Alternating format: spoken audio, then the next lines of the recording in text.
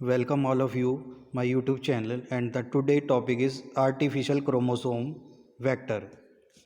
We know that one can be cloned sequence up to 5 to 10 kbp in plasmid vector, sequence up to 22 kbp in lambda phage vector, sequence up to 40 kbp in a cosmid vector, and the sequences up to 125 kbp in p first phase vector. Artificial chromosome vector which accept must bigger insert include the followings.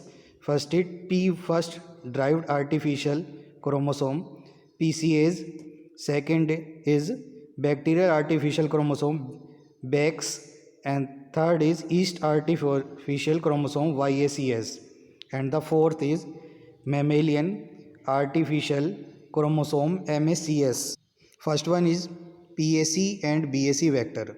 The PAC and BAC cloning system allow cloning of large genomic DNA fragments up to 300 kb in size in E. coli cells. Features of P first and F factor system have been combined to produce P first derived artificial chromosome PAC cloning system.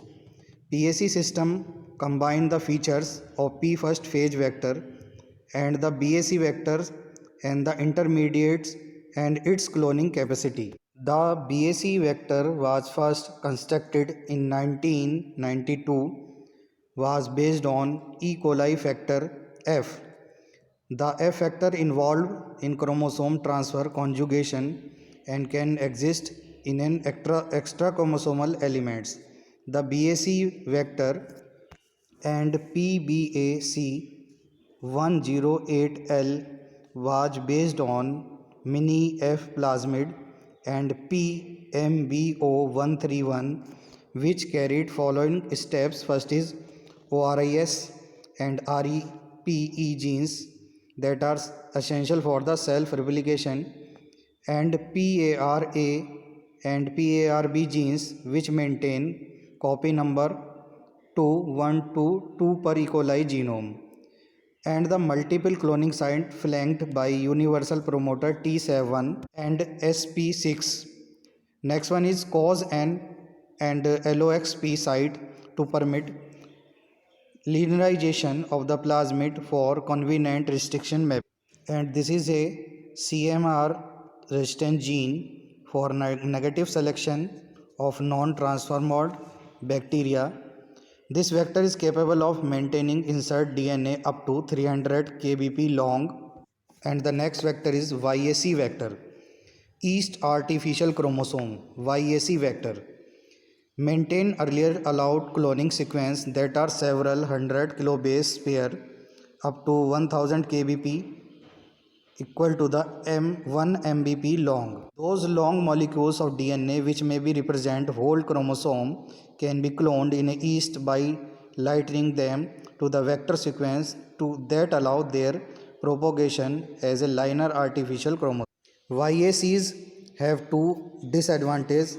First one is cloning efficiency is low and thus making it impractical to generate complete genome library through use YACs. Second one is it is not possible to recover large amount of pure insert DNA from individual clones.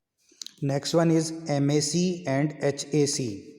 With the isolation of mammalian telomere and the sum of the centromere sequence, it become possible to produce mammalian artificial chromosome MAC, including human artificial chromosome HAC.